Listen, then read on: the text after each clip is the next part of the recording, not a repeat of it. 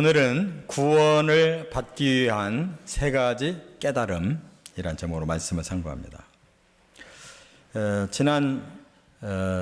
얼마 전에 추운 날씨에 전철 전도대가 모여서 이제 봉사를 하고 있는 중에 우리 박철준 장로님이 새들이 이렇게 날아다니는 걸 보고 걱정하면서 쟤들은 어디서 뭘 먹고 살는지 모르겠다.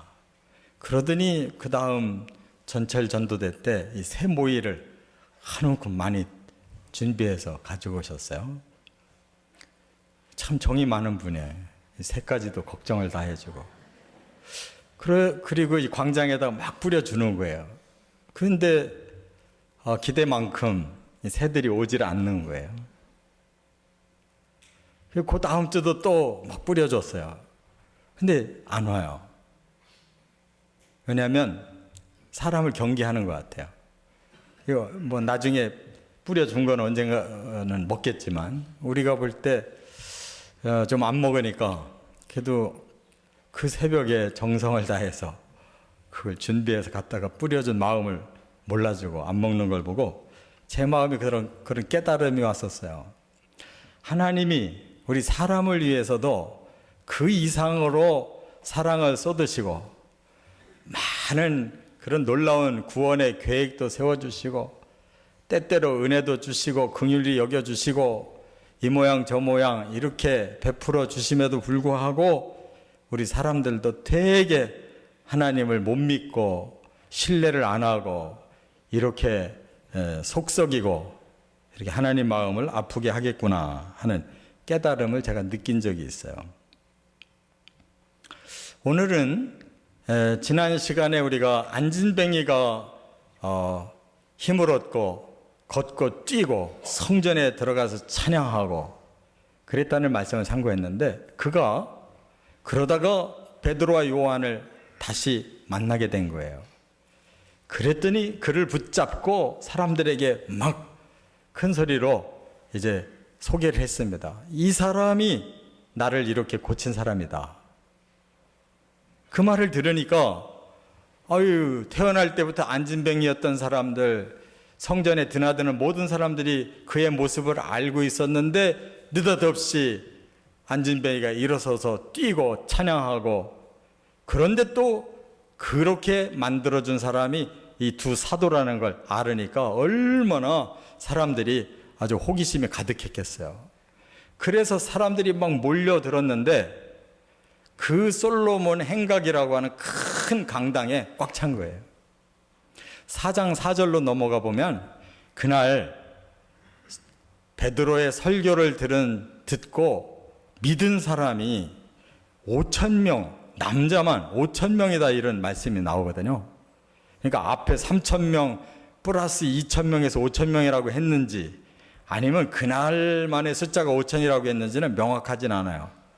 그러나 어떻든 베드로가 첫 번째 설교에서도 3,000명 예수 믿었는데 오늘 설교 후에 5,000명이 됐다. 놀라운 것이죠. 베드로가 자기들이 주목을 받으니까 우리가 한 게 아니다 하면서 두 번째 케리그마 설교를 하게 된 거예요. 그런데 지난번 설교도 케리그마 복음 설교지만 오늘도 복음 설교예요. 그리고 오늘은 세 가지를 딱 요약해서 그걸 깨닫기만 하면 구원받는다는 것을 다시 설교하고 있어요.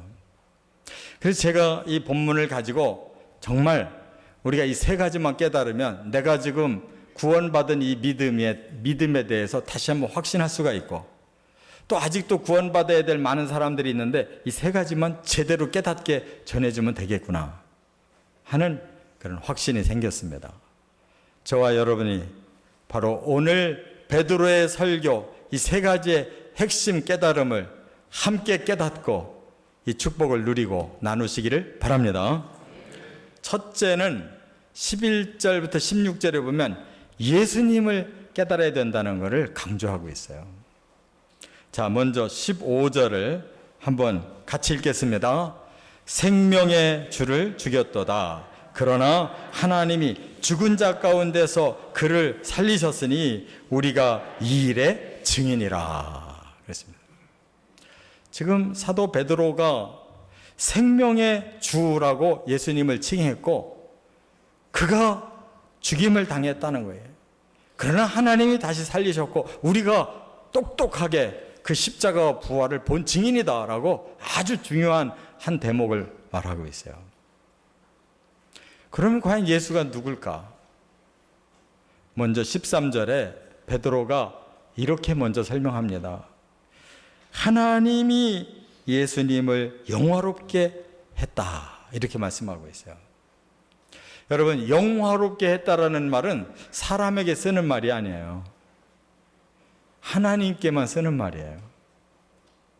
하나님이 예수를 영화롭게 했다는 뜻은 바로 예수가 하나님의 메시아로 이 땅에 보내졌다라는 뜻이에요. 그리고 그분 자신이 하나님이시라는 뜻이에요. 예수님이 누구냐? 하나님이 사람을 구원하려고 오신 메시아시다. 그 말이거든요. 그래서 지금 베드로가 15절에는 그분이 생명의 주다. 그분 통해서 우리 사람들에게 생명이 생긴다는 거예요. 저와 여러분들이 바로 하나님이 이 땅에 우리를 구원하러 오셔서 우리에게 생명을 주신 분이 우리 예수님 하나님의 아들이심을 믿으시기 바랍니다. 그런데 그 예수님이 두 가지 일을 하셨다는 거예요.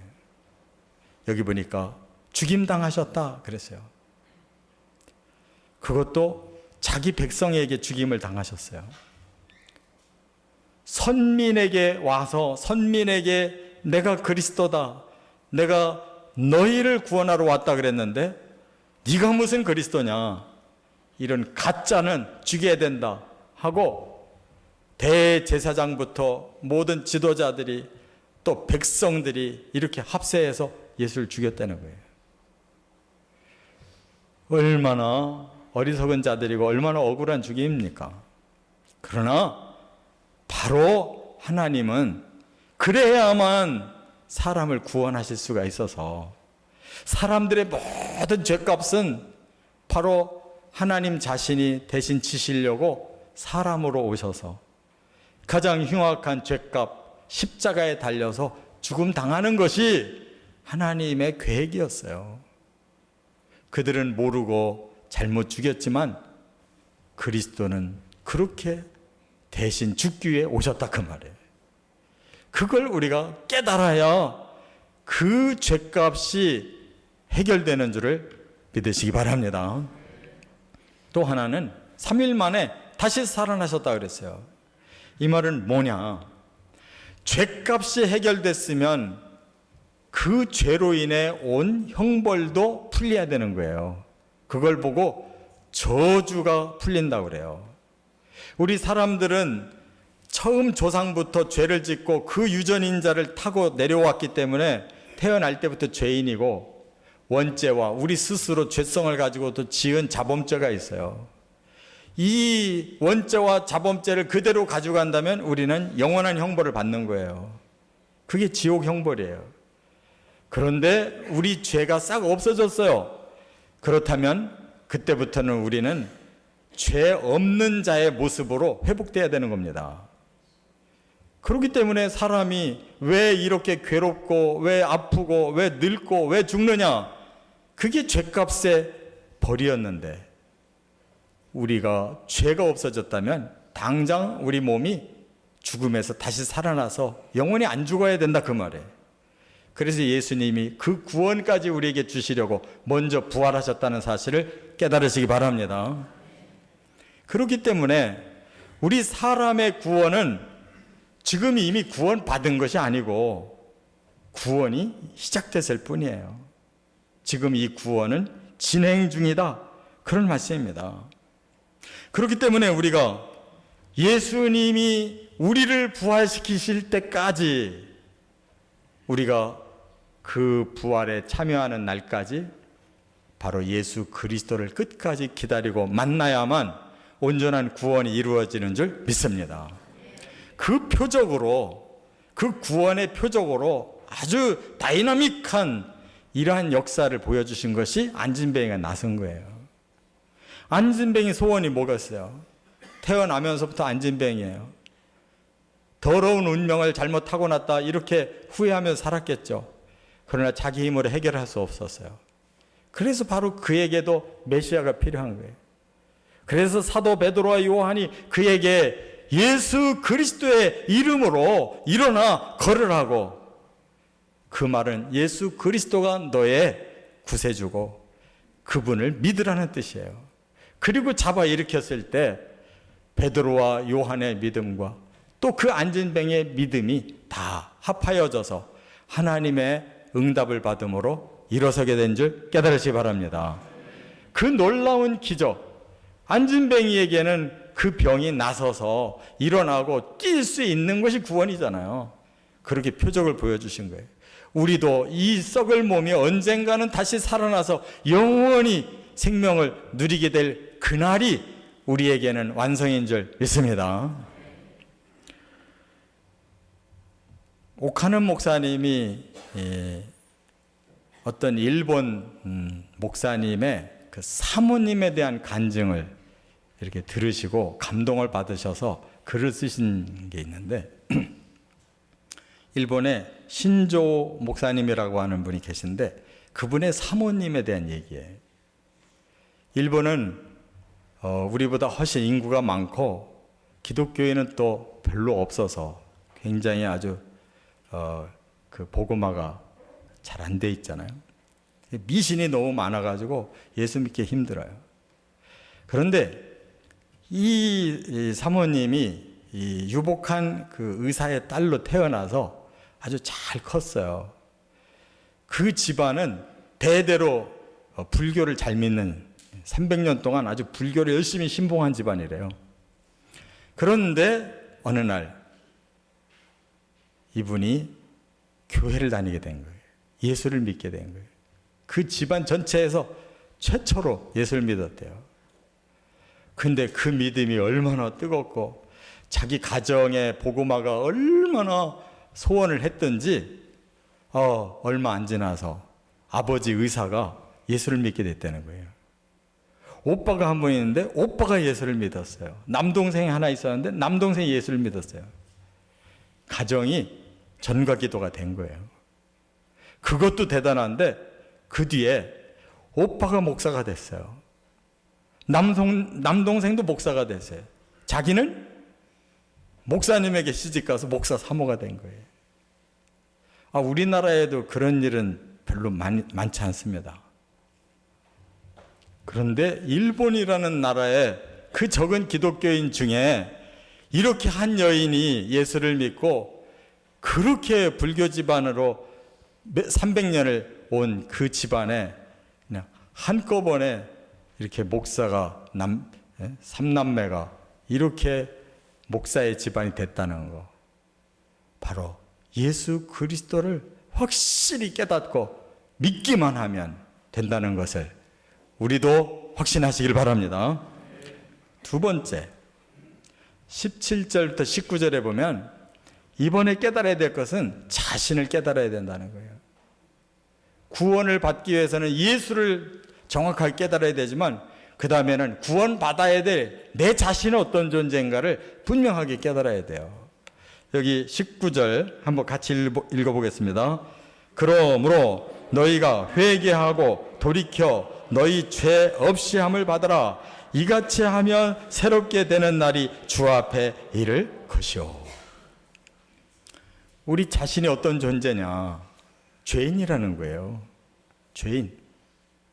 근데 많은 사람들이 나 죄인 아니다, 나 감옥 간 일도 없고 남에게 그렇게 모진 일 한 적이 없는데 왜 우리가 죄인이냐, 죄인이라는 말을 받아들이지 않는 사람들이 있어요. 그런데 우리가 꼭 큰 범법을 저지르고 꼭 감옥만 가야 죄인이 아니에요. 근원적으로 우리 사람은 아담과 하와의 후예로 그 죄인의 DNA를 타고 태어났기 때문에 우리 사람에게는 원죄가, 우리와 상관없는 원죄가 우리에게 주어져 있고 죄성을 가지고 태어나서 우리도 행동으로는 큰 죄를 범하지 않았는지 몰라도 마음에는 수없이 십계명에 수없는 죄들을 범하고 사는 거예요. 그런데 이것이 피상적이에요. 사람들이 나 죄인이야 이렇게 인정하는 사람들도 상당히 피상적으로 믿어요. 그런 회개 가지고 안 되는 거예요. 오늘 본문에 얼마나 사실적인 표현을 해줬는지 베드로가 설교 듣고 있는 이스라엘 선민들을 향해서 니들이 예수를 죽였다. 그분이 메시아인데 너희들이 예수를 죽였어. 본디오 빌라도가 죄 없다고 살려주려고 그랬는데 아니다. 반드시 예수를 죽이고 다른 사람 살려라. 그렇게 해서 강도가 살아나고 예수가 죽었다.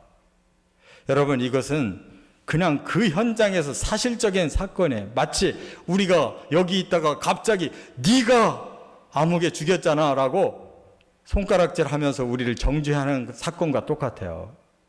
그게 피상적인 문제입니까? 이와 같이 우리가 죄인이라는 것을 피상적이 아닌 현실적으로 깨달음이 와야 돼요. 그래야 정말로 내가 너무너무 큰 죄를 졌구나 하고 우리의 죄를 고백하게 되는 것입니다. 그런데 베드로가 한마디 더 해요. 그러나 너희가 잘 모르고 한 짓이다. 왜 그래요? 그들이 메시아 기다린 사람들인데 예수를 보니까 도저히 메시아 같지 않다는 거예요. 메시아는 위대한 모습으로 와서 당장의 세상을 싹 뒤집고 이스라엘 사람들을 완전히 해방시키고 높여줘야 되는데 오히려 예수가 힘없이 저렇게 형편없이 데모했다고 죽임당하고 끝나버리는 예수, 그건 가짜다라고 생각했는데 알고 보니 진짜였단 말이에요. 그래서 베드로가 너희가 잘 모르고 죽였다라고 다시 그들의 마음에 위로를 줘요. 그렇습니다. 죄는 두 가지가 있어요. 의도적인 범죄가 있고 우발적인 범죄가 있는 거예요. 우발적인 범죄를 저지른 것은 순간에 잘못된 생각이나 또는 모르고 저지른 죄가 있어요. 그렇기 때문에 하나님 앞에 회개할 때 하나님 용서해 주시겠다고 약속했으니 용서를 구해라. 이게 회개인 줄 믿으시 바랍니다. 죄는 실감 있게 깨달아야 된다는 거예요. 그러나 가능성, 용서받을 희망이 남아있다는 걸 또 깨닫고 우리가 회개해야 되는 거예요. 그러면 너희에게 새롭게 되어지는 날이 올 것이다. 죄인 아닌 의로운 사람으로서의 새로운 생명과 그 삶이 일어난다는 말씀이에요. 그런 실예가 있어요. 2011년, 지금부터 한 8년 전에 6월 8일 날 96세가 된 바이저라고 하는 할머니가 있었는데 네덜란드에 이 사람이 65년 전에 자기의 큰 범죄를 스스로 고백을 했어요. 이 사람은 그 2차 세계대전 때 나치 정권이 그 유럽을 다 지배하고 있을 때 저항운동을 하던 사람이에요. 네덜란드에서. 그런데 그 나라에 이 굴리라고 하는 사업가가 있었는데 이 사람이 나치 정권과 손을 잡고 나쁜 짓을 한다는 그런 소식을 들은 거예요. 그런 차에 해방이 됐어요. 그리고 이 사람의 마음속에는 정의감이 계속 이 굴리라는 사람을 그대로 놔두면 안 된다. 그래가지고 46년도에 해방된 그 이듬해에 이 굴리라는 사업가를 암살을 했어요. 그러면서 자기 마음에 나는 정의의 사도로서 그를 심판했다. 이렇게 생각을 한 거예요. 그런데 얼마 뒤에 새로운 사실이 밝혀졌어요. 마치 이 오스카 쉰들러처럼 이 사람도 겉으로는 나치 정권과 손잡고 막 협력하는 것 같았지만 뒤로는 사람들을 많이 살려주고 많이 베풀어준 사람이었던 거예요. 사업을 하면서. 그걸 이 바이저라는 여성이 깨닫고 나니까 도저히 마음이 편치 않은 거예요. 훌륭한 사람을 오히려 악한 사람으로 알고 죽였잖아요. 그러나 용기가 안 난 거예요. 그래서 65년을 숨기고 살았어요. 그러다가 96세가 돼서 내가 하나님 앞에 가야 되는데 나 이대로는 못 간다. 회개해야 된다. 그래서 공개적으로 발표를 했어요. 내가 65년 전에 굴리를 나치 정권의 앞잡이로 생각하고 죽였는데 그 다음에 알고 보니까 그렇지 않더라. 너무 훌륭한 사람이었다. 내가 잘못했다. 하고 공개적으로 회개를 하고 그 직계 손자를 찾아가서 사과를 했어요. 회개라는 것은 이런 것입니다. 그냥 마음으로 죄의식을 느끼는 것이 회개가 다가 아니에요. 하나님 앞에 고백하고 그 죄를 진 상대방 앞에 고백하고 용서를 구하는 것이 회개라는 거예요. 예수님은 너희가 예물 드리러 하나님 전에 갔다가 그런 거리끼는 일이 생각나거든 가서 사과하고 그리고 와서 예물 드려라 이렇게 말씀했어요. 회개는 내 마음대로 하는 게 아니고 하나님 앞에와 사람 앞에 정식으로 용서를 구하는 것임을 깨달으시기 바랍니다. 세 번째, 20절부터 26절에 또 하나를 깨달아야 돼요. 성경의 예언을 깨달아야 온전한 구원에 이른다는 거예요. 자, 20절, 21절을 먼저 읽어봅니다. 또 주께서 너희를 위하여 예정하신 그리스도 곧 예수를 보내시리니 하나님이 영원전부터 거룩한 선지자들의 입을 통하여 말씀하신 바 만물을 회복하실 때까지는 하늘이 마땅히 그를 받아들이라. 이 말씀은 뭐냐면 예정하신 그리스도를 다시 보내겠대요. 아니 이미 예수님이 십자가 지시고 부활하시고 다 구원 이루어 놓으시고 하늘로 가셨는데 뭘 또 예정하신 그리스도를 다시 보내겠대요.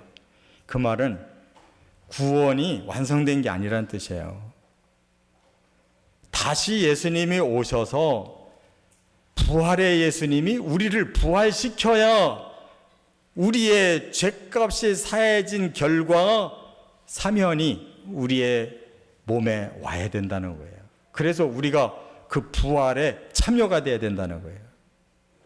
그것을 이미 하나님이 영원 전부터 거룩한 선지자들의 입을 통하여 말씀하셨다는 거예요. 그럼 언제 오느냐? 만물을 회복하실 때까지는 하늘이 마땅히 그를 받아들이라. 종말이 돼서 모든 심판과 구원이 완성될 그 시점에 예수님이 오신다는 거예요. 이 말씀을 그들에게 얘기하는 것은 앞에 첫 번째 캐리그마 때는 단순히 구원받으라고만 초청했어요. 근데 이번에는 그 중에 많은 사람이 구원을 이미 받았기 때문에 너희의 온전한 구원은 부활에 이르기까지다라는 걸 다시 말씀해 주는 거예요. 여러분 지금 우리가 구원이 시작된 거지 구원 완료된 것이 아닙니다. 예수님이 오셔서 우리의 몸을 부활시켜야 돼요. 그리고 완전한 심판을 통해서 악을 심판하고 또 우리를 구원을 완성시켜야만 하나님의 뜻이 완료되는 줄 믿습니다. 여기까지를 깨달아야 되는데 이 말씀이 어디 있느냐? 바로 하나님이 영원전에 세우신 계획을 선지자들에게 다 밝혀줬다는 거예요. 그러면서 예를 들었어요. 여기 오늘 본문에 보니까 모세 얘기를 했어요. 22절에 모세가 말하되 주 하나님이 너희를 위하여 너희 형제 가운데서 나 같은 선지자 하나를 세울 것이니 너희가 무엇이든지 그의 모든 말을 들을 것이라. 이거 신명기 18장 15절 말씀 인용한 거예요. 모세가 말하기를 미래에 나 같은 선지자 한 사람을 하나님 보낼 거다. 너희는 그의 말을 들어야 구원받는다. 또 그 밑에 19절 말씀을 인용한 거예요. 너희가 누구든지 그 선지자의 말을 듣지 아니하는 자는 백성 중에서 멸망받으리라. 그는 심판자이기도 하다는 거예요. 들으면 구원받고 거역하면 심판받는다. 바로 성경에서 예언한 그 모세의 예언은 예수 그리스도다라고 지금 설명하는 겁니다. 그 다음에 사무엘로부터 모든 선지자도 이때를 가리켜 예언했다라고 그 다음 절에 말했는데 바로 성경에 사무엘은 모세 후에 가장 위대한 선지자였고 그 후에 많은 선지자들이 나와서 말라기까지 많은 예언의 말씀을 했지만 그 예언이 뭐냐? 아직 안 이루어진 미래 예언이 많이 있다 이 말이에요. 그 다음에 마지막으로 또 한 성경을 말씀했는데 바로 아브라함을 소개하고 있어요. 아브라함에게 이렇게 약속하셨다는 거예요. 창세기 22장 18절 말씀을 인용해서 아브라함에게 이르시기를 땅 위의 모든 족속이 너의 씨로 말미암아 복을 받으리라 하셨으니 그랬어요. 아브라함을 선택하시면서 너의 씨, 이게 단수예요. 아브라함의 씨가 나와서 모든 족속에게 복을 줄 때가 있다 하는 거예요. 그게 마지막 때인 거예요. 그 씨 예수 그리스도가 다시 오셔야 인류가 구원이 완성된다는 뜻인 줄로 깨달으시기 바랍니다. 바로 이 많은 아직 이루어지지 않은 예언의 말씀이 남아있으니 그 말씀 깊이 깨닫고 그때까지 기다려라 라고 말씀한 거예요. 이래야 구원이 온전히 이루어져요. 제가 끝으로 두 절만 소개하고 마칠게요. 이사야 34장 16절에 이런 말씀이 있어요. 너희는 여호와의 책에서 찾아 읽어보라. 이것들 가운데서 빠진 것이 하나도 없고 죄짝이 없는 것이 없으리니 이는 여호와의 입이 이를 명령하셨고 그의 영이 이것들을 모으셨습니다. 성경은 완벽한 하나님의 계획서고 안 이루어진 예언은 반드시 이루어진다고 말씀한 거예요. 또 아모스 3장 7절 주 여호와께서는 자기의 비밀을 그 종 선지자들에게 보이지 아니하시고는 결코 행하심이 없으시리로다. 성경에 다 밝혀놨다는 거예요. 성경에 밝혀진 이외의 것은 하나님 임의로 행하지 아니하신대요. 그러므로 우리가 신앙생활 앞으로 잘해서 예수님의 부활에 참여하려면 성경으로 들어가야 되는 수밖에 없어요. 아직 안 이루어진 예언의 말씀이 지금도 창세기부터 요한계시록까지 무궁무진해요. 말씀을 깊이 깨달으시고 온전한 구원에 참여하시는 저와 여러분 되시길 주의 이름으로 축원합니다.